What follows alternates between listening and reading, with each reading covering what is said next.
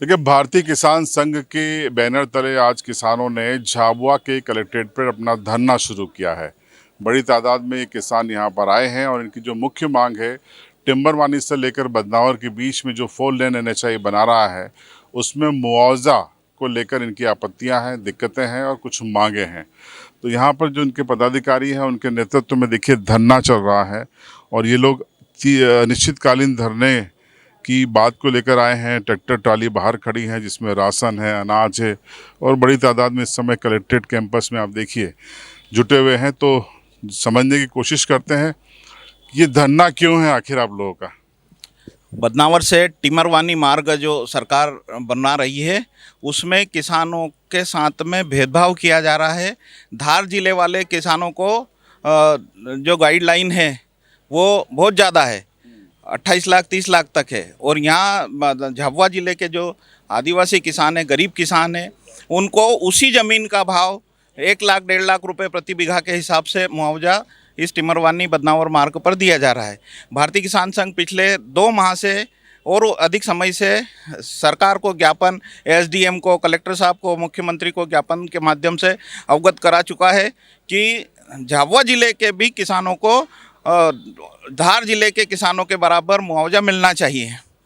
ऐसा कैसे संभव है? अगर कलेक्टर यहाँ पर किराना की दुकान पर जाएंगे और वहाँ पर एक जगह शक्कर मिल रही 60 रुपये किलो और एक जगह मिल रही 125 रुपये किलो, तो संभव है क्या? कोई भी प्रशासन किसी भी वस्तु का ऐसा दाम नहीं तय कर सकता कि अलग अलग हो, अलग अलग दुकानों पे अलग अलग हो। तो उसी ज़मीन का कहीं 1.5 लाख रुपए और कहीं 28-30 लाख रुपए, तो ये किसानों के साथ में घोर नाइंसाफ़ी है। और हम मध्य प्रदेश सरकार से ये मांग करते हैं कि बदनावर के बराबर झाबुआ जिले के किसानों को भी मुआवजा, उचित नहीं, अच्छा मुआवजा, अधिकतम मुआवजा किसानों को मिलना चाहिए। और ये जो दोयम दर्जे का व्यवहार सरकार कर रही है किसानों के साथ में, वो भारतीय किसान संघ कभी भी सहन नहीं करेगा, ना आज तक किया है। जब से भारतीय किसान संघ का निर्माण हुआ है, संगठन का निर्माण हुआ है, तब से हमारी यही मांग है कि किसानों को 2 तरह का व्यवहार नहीं होना चाहिए। अलग, एक ज़िले में अलग और एक ज़िले में अलग, एक किसान को अलग और दूसरे किसान को अलग। अगर वो किसान वहाँ से उजड़ता है, वहाँ से उसकी ज़मीन जाती है, वहाँ से कुआं ख़त्म होता है, कुआं बंद होता है, ट्यूबवेल बंद होता है, तालाब ख़त्म होता है, तो किसान अन्य जगह पर जाएगा तो कैसे जीवन निर्वाह करेगा? कैसे वो वहाँ पर, आपको तो सरकारी अधिकारी को तो बंगला मिल जाता है और रहने की गाड़ियाँ वगैरह सब सुविधा मिल जाती है। किसान को सारा इंफ्रास्ट्रक्चर दूसरी जगह जा कर के वो डेवलप करना पड़ेगा। तो वो इतने कम मात्रा में 1.5 लाख रुपये बीघा में या 1.25 लाख रुपये बीघा में कैसे निर्वहन होगा और कैसे वो अपना जीवन, अपने बच्चों का जीवन संभाल पाएगा? इसलिए भारतीय किसान संघ ने तय किया है कि 20 अगस्त को कलेक्टर कार्यालय में अनिश्चितकालीन धरना देंगे और यहीं पे सब भोजन की व्यवस्था, सब सामान लाए हैं, भोजन यहीं बनेगा। और जब तक सरकार हमारी मांग नहीं मान लेती तब तक हम यहीं बैठने वाले हैं। आपकी मांगे NHI से है या MP गवर्नमेंट से? हमारी मांग MP गवर्नमेंट से है, क्योंकि हमारी ज़मीनों का अधिग्रहण उनके SDM के साइन से हो रहा है। NH ज़मीन ले रहा है लेकिन वो एक निर्माण एजेंसी है, तो निर्माण एजेंसी से तो हम वो बात करेंगे जब हमारी इस बात पे शर्तें मान ली जाएंगी, तो हम NH से भी बात करेंगे। NH से भी बहुत सारे चीज़ें हमारी डिमांड है, जैसे कि खेतों से निकलने वाला जो प्राकृतिक रास्ता होता है पानी का, रोड बनने से वो बाधित हो जाता है। रोड की यदि ऊंचाई बढ़ा दी जाए तो किसानों को अपने खेतों में जाने में समस्या होती है, तो एक नई तरह की लड़ाई शुरू हो जाती है।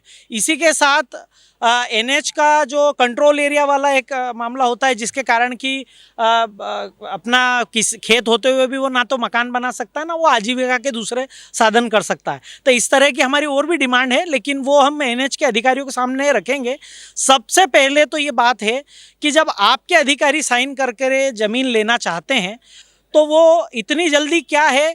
एक सबसे बड़ी विसंगति इसके अंदर ये हुई है कि इन्होंने बिना कोई नोटिस दिए, मतलब इतने किसानों को, और जहाँ का किसान पढ़ा लिखा नहीं है उनके साथ में धोखा किया गया है कि उनको एक भी सिंगल नोटिस नहीं मिला है और ज़मीन का अधिग्रहण हो गया है। तो ये तो 2013 के जो भूमि अधिग्रहण कानून है उसका सख्त खिलाफ इन्होंने काम किया है। दूसरा, जहाँ गाइडलाइन तय नहीं कर सकते, जैसे ये वनवासी क्षेत्र है, यहाँ गाइडलाइन का महत्व नहीं रह जाता क्योंकि ये आपस में ही खरीदी बिक्री करते हैं। और कलेक्टर गाइडलाइन और बिक्री छांट भी नहीं मिलेगी। तो जो दो सबसे प्रमुख बिंदु होते हैं किसी भी मुआवजा तय करने के, वो दोनों यहाँ विफल हैं। तो इसमें 2013 के कानून में धारा 26(3) में एक प्रावधान दिया गया है जिसके तहत इसी प्रकृति की अगर और कहीं अन्य ज़्यादा कीमत की भूमि है तो उसको समान रेट पर राज्य शासन एक कमेटी बना करके दे सकती है। तो शासन यहाँ पे वो क्यों इस्तेमाल नहीं कर रहा, धारा 26(3) का उपयोग यहाँ क्यों नहीं कर रहा है? जब भी हम कलेक्टर साहब से मिलते हैं तो वो कहते हैं मेरे हाथ में नहीं है। आपके हाथ में नहीं, लेकिन शासन के हाथ में तो है। वो एक अध्यादेश जारी करके किसी कानून को बना सकते हैं, तो एक अध्यादेश देके इन गरीब किसानों को पैसा भी तो बांटा जा सकता है। तो वो इस माध्यम से क्यों नहीं सोच रहे हैं, वो इस दिशा में क्यों नहीं सोच रहे हैं, ये सबसे बड़ा सवाल है। और किसान कल्याण वर्ष होने के साथ साथ अगर हम इतने कल्याणकारी वादे कर रहे हैं, मंचों से बार बार कह रहे हैं, और हमने अभी 80 साल हुए हमारी स्वतंत्रता को, तो उसमें अगर किसानों को अपनी बात रखने के लिए यहाँ तक आना पड़ रहा है तो ये कैसा सुशासन है? मेरा ये सरकार से बात विषय है। आपका जो ये अनिश्चितकालीन धरना है, ये वाकई अनिश्चितकालीन है या संवाद के बाद ये कुछ रास्ता निकल सकता है? नहीं, इसमें जब तक, अब हमने संवाद के लिए पहले बहुत रास्ता देखा, अब तो हम यहाँ से ये तय करके जाएंगे, शासन हमको लिखित में दे कि आपकी जितनी भी मांगे हैं वो मानी जाएंगी, और हम उस पर जो एक्शन होगा वो हमको एक्शन प्लान बताया जाएगा कि हम इस तरह से ये करने वाले हैं, तो हम यहाँ से हटेंगे, नहीं तो हम नहीं जाएंगे। ये हमारा स्पष्ट मत है। तो देखिए, अनिश्चितकालीन धरने का ऐलान हुआ है और प्रशासन जब तक सरकार लिखित में नहीं देती तब तक नहीं उठेंगे, ऐसा कहा जा रहा है। पहले भी आप लोगों ने ज्ञापन दिए थे, मुख्यमंत्री जी थानला में आए थे और उम्मीद जताई थी कि अब हो जाएगा। फिर भारतीय किसान संघ हमेशा सकारात्मक सोचता है और इसी सकारात्मक सोच के लेकर हमने सीएम साहब को भी अपना लिखित ज्ञापन दिया था और उम्मीद थी कि सरकार सुनेगी और हमारे समाधान होगा। पर मुख्यमंत्री ने उस विषय में दो शब्द भी नहीं कहे और ऐसा नहीं लगा कि सरकार हमारी सुनना चाह रही है। उसी के कारण हमने ये कड़ा निर्णय लिया है कि हम अनिश्चितकालीन धरने पर बैठेंगे और जब तक हमारी मांग पूरी नहीं होगी तब तक हम यहाँ रहेंगे। कई लोग करते हैं सुबह 11 से 5, हम ऐसा नहीं, पूरा समय यहाँ रहेंगे, रात्रि शाम भी होगा, भोजन भी होगा, पूरा समय साथ में लेकर हम यहाँ आए हैं और इसको जब तक हमारी मांग नहीं होती तब तक लड़ते रहेंगे।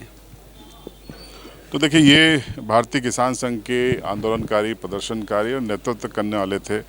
स्पष्ट तौर पे कहा गया है कि धार जिले के बराबर जो मुआवजा चाहिए, वरना अनिश्चितकालीन धरना जारी रहेगा। एक्शन प्लान भी चाहिए और लिखकर देना पड़ेगा। अब देखते हैं, ये अभी धरने पे बैठे करीब 1 घंटे का वक्त हुआ है। फिलहाल प्रशासन की ओर से बातचीत के लिए कोई पहल नहीं हुई है।